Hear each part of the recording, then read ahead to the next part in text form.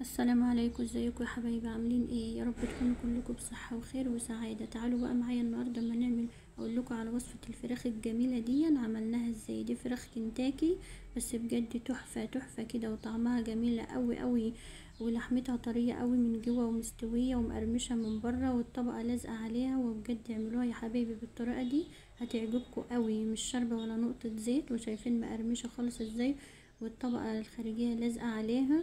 ومهما كانت الفرخة معاكي حجمها كبير هتعملوها بالطريقة دي وانت قلبك جامد، وهتبقى مستوية قوي، مش هتبقى خايفة عليها ان هي ما تكونش مستوية او العظم فيه دم لسه ولا حاجة.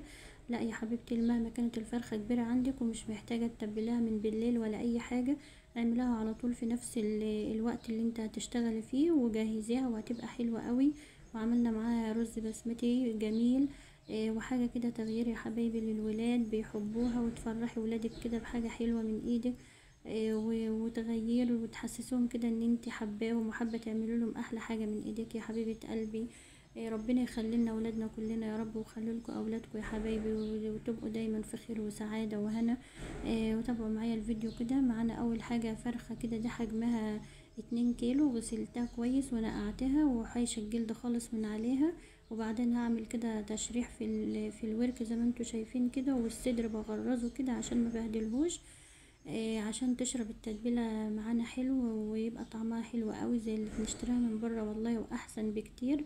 على الاقل دي حاجتك انت عاملاها بايدك ومنضفاها وغسلاها وشايفه الزيت اللي انت بتعملي بيه.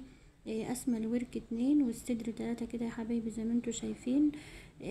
جربوا تعملوا كل حاجة بايديكم هتستفادوا والله يا حبايبي. معانا كده ديت نص معلقة ملح على فلفل، وعصرة ليمونة، وهندعكهم كده في الفرخة ونسيبها بقى تتبل كده عما نجهز المرقة اللي احنا هنسلقها فيها.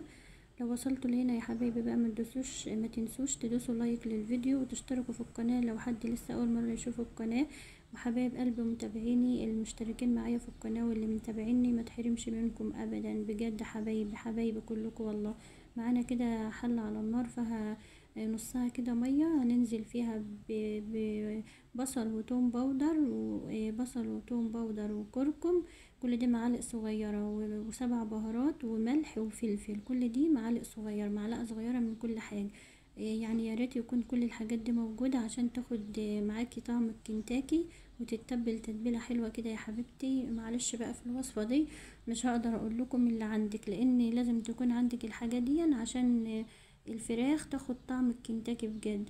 وتنزلي بقى كده اما المية بتغلي بالبهارات دي بالفراخ، وتهدي النار، يعني يا هادية يا فوق الهادية بحاجة بسيطة، وتسيبها تستوي براحتها خالص، علشان كل ما تستوي على نار هادية بيكون احسن، وبتاخد من التتبيلة اكتر، وبيكون طعمها حلو قوي. سيبها بقى على النار تستوي براحتها. وتعالى نجهز الكفر الخارجي. دي كوباية دقيق ونص كوباية نشا ومعلقة صغيرة بيكنج باودر، نفس البهارات اللي حطيناها في المية بنحطها على الدقيق. بصل وتوم باودر وسبع بهارات وكركم وملح وفلفل، كل دي برضو معالق صغيرة يا حبايبي. ومعايا بس رشة بسيطة كده من لون الطعام دوت، لو مش موجود عندك دي بقى عادي، هي بس كانت عشان عندي، انما انا على طول بعملها من غير اللون دي وبتطلع برضو والله بنفس الطريقة. دول كركم ما كنت حطيتهوش في الاول، ودي فيجيتار كان عندي برضو، ضربته كده في الكبة بتاعة الخلاط المفرمة بتاعة الخلاط، وحطيت منه 3 معالق. ده برضو لو مش عندك دي بقى عادي برضو. خلاص كده نسيب الفراخ تبرد خالص، ونجيب بقى الكفر اللي احنا مجهزينه مع بعض. بصوا بقى، بتنزلي بقطع الفراخ الاول في الدقيق، تقلبتين 3 كده في الدقيق زي ما انت شايفة. اللي معانا في الطبق دول كرنبين من المرقة اللي احنا سلقنا فيها الفراخ، تجيبي كرنبين كده علشان تنزلوهم فيها زي ما انت شايفة كده يا حبيبتي.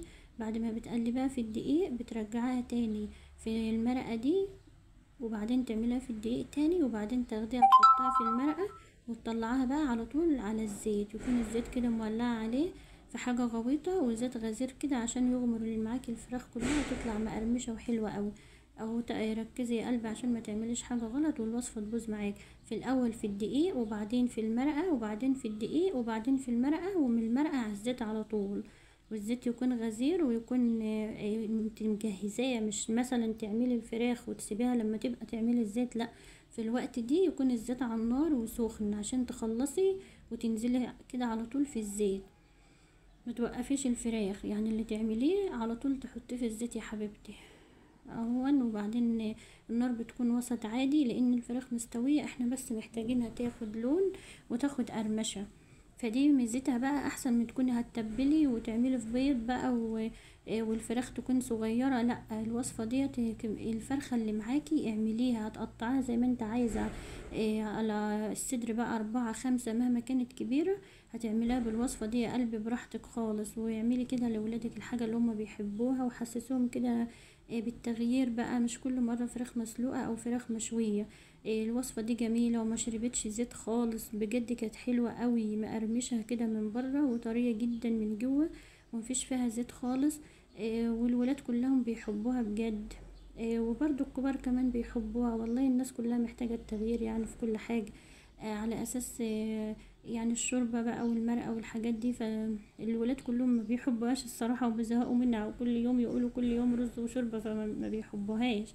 انما الفراخ دي مع رز بسمتي بتبقى حلوة قوي. وهنستفاد برضو من المرقة بتاعتها دلوقتي، هنعمل بها رز بسمتي حلو قوي. وغير بقى كده لولادك يا قلبي، ما نكوناش نتعب لولادنا، هنتعب لمين؟ خلاص اهو بوريها لكم برضو مقرمشة وحلوة قوي، مش شاربة زيت. شايفين الطبقة لازقة عليها ازاي؟ وطرية جدا من جوه، مستوية ولحمتها بيضة كده وطرية وحلوة قوي. والله عجباني قوي، يا ريتكم كلكم تعملوها وتقولوا لي رأيكم. خلاص كده خلصنا الفراخ، هنعمل الرز بقى. حلة على النار، هنحط فيها معلقتين سكر ونسيبهم ما نقربش منهم خالص، لما يتكرملوا هياخدوا اللون الذهبي دي.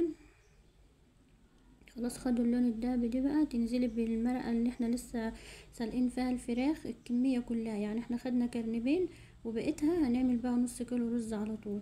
كنا غاسلين الرز قبلها بنص ساعه ونقعينه وبعدين صفناه. دلوقتي هنحط فيها معلقتين بهارات رز بسمتي، بتيجي كده من عند العطار، النص كيلو رز بتحطوله معلقتين كده زي ما انت شايفه من البهارات دي وتقلبيها.